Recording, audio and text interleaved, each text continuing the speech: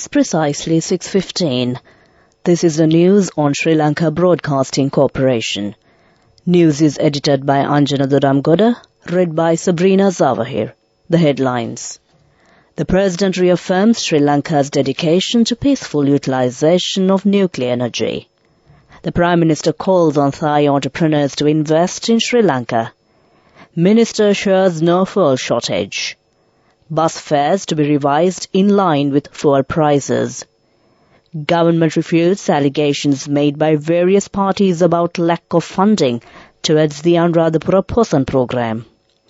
And in world news, Russia fines WhatsApp for first time for not deleting banned content. And in sports, Afghanistan star ruled out of opening ODIs of Sri Lanka series. Now the local news in detail.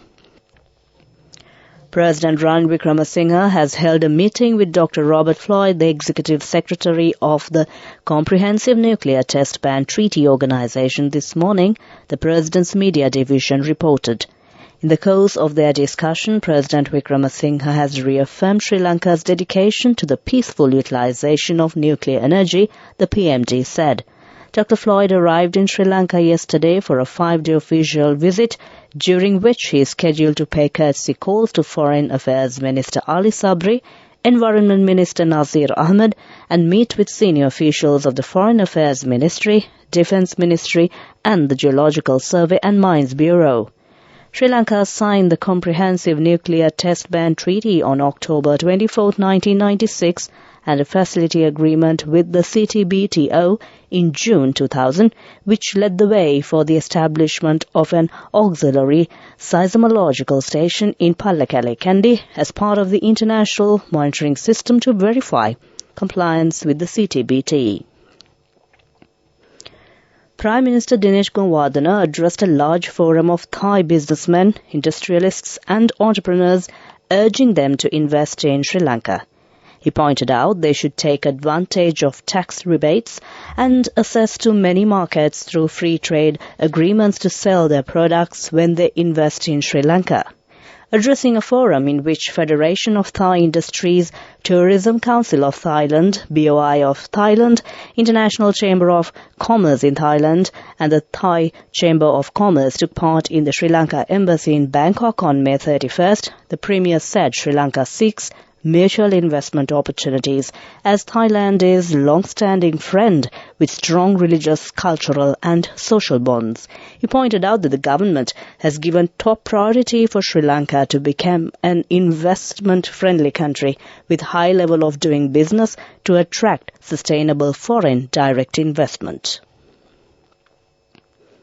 Minister of Power and Energy Kanchana Wijesekara today requested the public not to panic over any fuel shortages as the Ceylon Petroleum Corporation and Lanka IOC have adequate stocks of fuel. In a tweet, he noted that any prevailing shortages are due to the non-placement of orders by respective fuel station owners anticipating a fuel price reduction. The minister emphasized that dealers have been required to maintain a minimum stock of 50% and that he has instructed the CPC to review and suspend the license of fuel stations that had not maintained minimum stocks. This news is brought to you by Sri Lanka Broadcasting Corporation. Continue. President of the Lanka Private Bus Owners Association, Governor Wijeratne, says that they expect to revise the bus fares during the review of bus fares in the month of July. He points out that although the price of diesel was not revised this time, the fare revision will be carried out in comparison to the fuel price reduction which took place during the last month's fuel price revision. Joining a press briefing held in Colombo today, Wijeratne reminded that the price of diesel was reduced by 15 rupees last month, adding that they will force the government to provide its benefit to the general public during the review of bus fares which will be carried out on July 1st. Furthermore, he emphasized that the bus fares will accordingly be revised on July 1st, following a proper calculation of the prices of the goods, spare parts and other things. The President's Media Division said the government rejects the allegations made by various parties about lack of funding towards the Anuradhapura Posan program and clarified that 2 state ministries and 1 department have already allocated 28.8 million rupees. Accusations have been made by various parties claiming that the government will not contribute to the state Posan festival in 2023, particularly the Posan programs centered around the Mihintale sacred site. That ends local news. The main news story is brought to you by Siddhalepa Vedamahatmya. President Ranil Wickremesinghe will deliver a special statement addressing the government's efforts over the past 9 months to revive Sri Lanka's economy, as well as outlining the forthcoming stages of the country's social, economic and political reform agenda. This special statement is scheduled to be broadcasted today at 8 p.m. across all television, radio and digital media platforms throughout the country, ensuring that the entire public is informed and comprehends the message, President's Media Division said. The objective is to provide the public with a comprehensive understanding of Sri Lanka's national transformation roadmap and to present the proposed strategies for accomplishing the envisioned objectives. That was main news. The main news story was brought to you by Siddhalepa Vedamahatmya. Moving on to Watchlight. Doctors, engineers, attorneys, chartered accountants, architects, bankers and professionals in 8 other sectors will be required to register themselves in the Inland Revenue Department from today. The Gazette Extraordinary in this regard has been issued by the Minister of Finance. Accordingly, it is mandatory for professionals in 14 sectors whose monthly contributions to the Employees' Provident Fund exceed 20,000 rupees to register themselves with the Inland Revenue Department from today. Furthermore, those aged 18 as of 31st of December 2023 or those attaining 18 years of age from the 1st of January 2024 will also be subject to new regulations. That came to you in Watchlight. Moving on to World News, taking a look at the headlines of the World News. Ukraine war takes new turn as shelling and drone strikes hit inside Russia's border. Sherpa saves Malaysian climber in Everest death zone rescue. Russia fines WhatsApp for first time for not deleting banned content. Now the world news in detail. Russia saw the effects of its war on Ukraine dramatically reverberate back onto its own territory on Wednesday after a massive shelling attack injured 4 people in Belgorod, and preliminary information indicated a drone crashed and sparked a fire at an oil refinery further south. 8 apartment buildings, 4 homes, a school and 2 administrative buildings were damaged during the shelling in Shebakana, a village in the border region of Belgorod.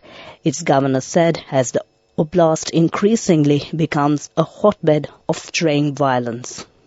A Malaysian climber survived Mount Everest after a Nepali Sherpa guided hauled him down from below the summit in a very rare high-altitude rescue, according to a government official.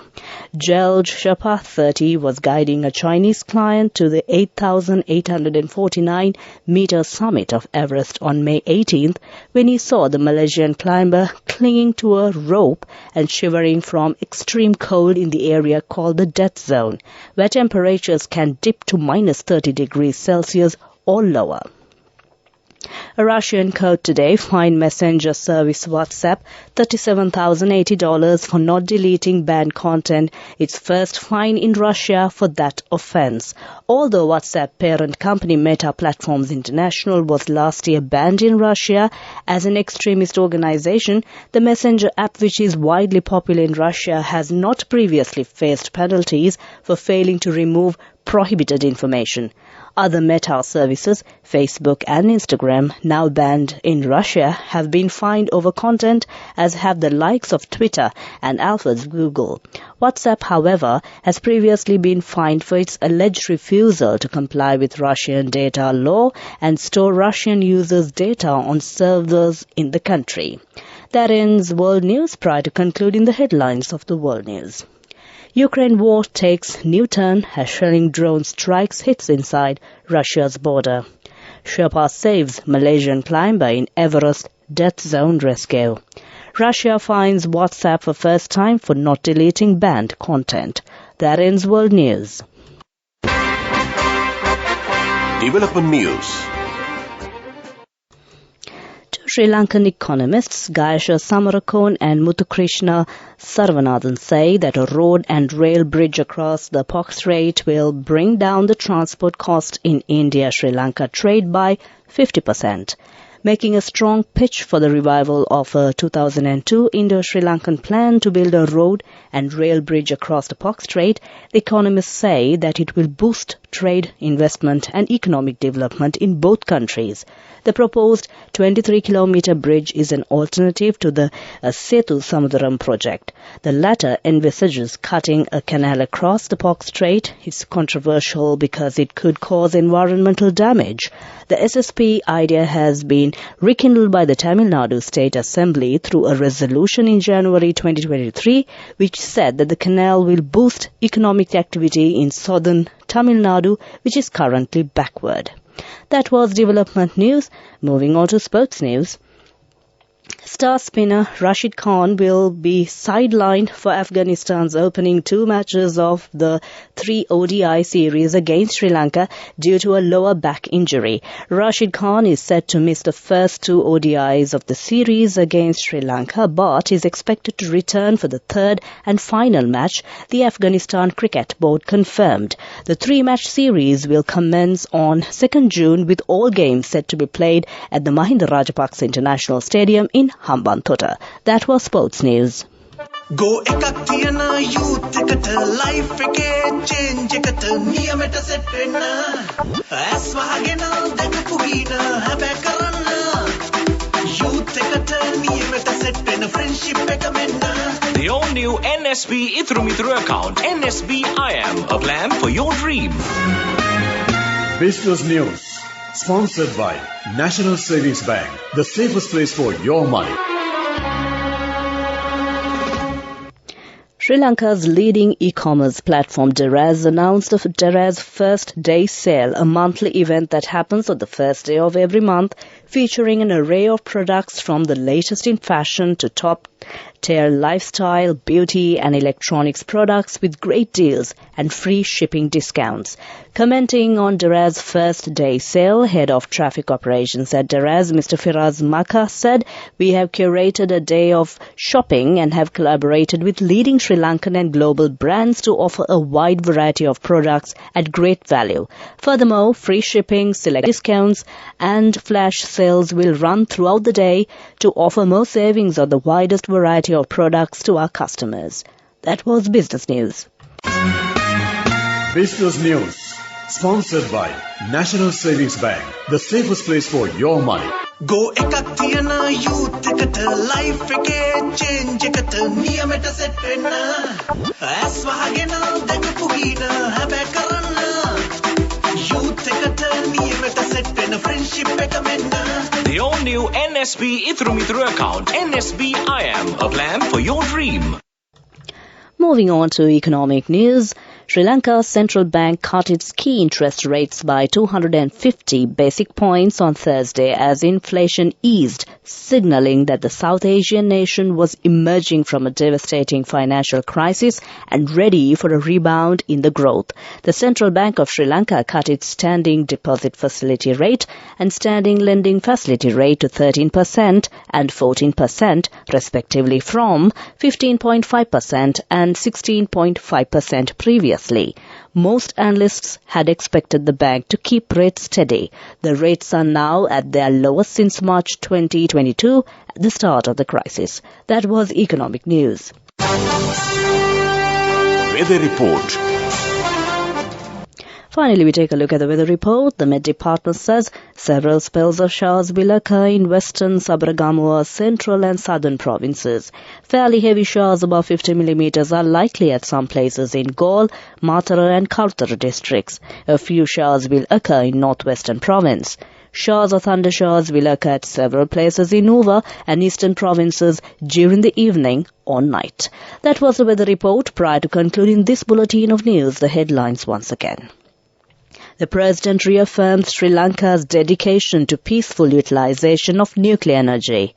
The Prime Minister calls on Thai entrepreneurs to invest in Sri Lanka. Minister assures no fuel shortage.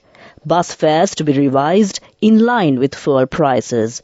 Government refutes allegations made by various parties about lack of funding towards the Anuradhapura Poson program. With that, will the news.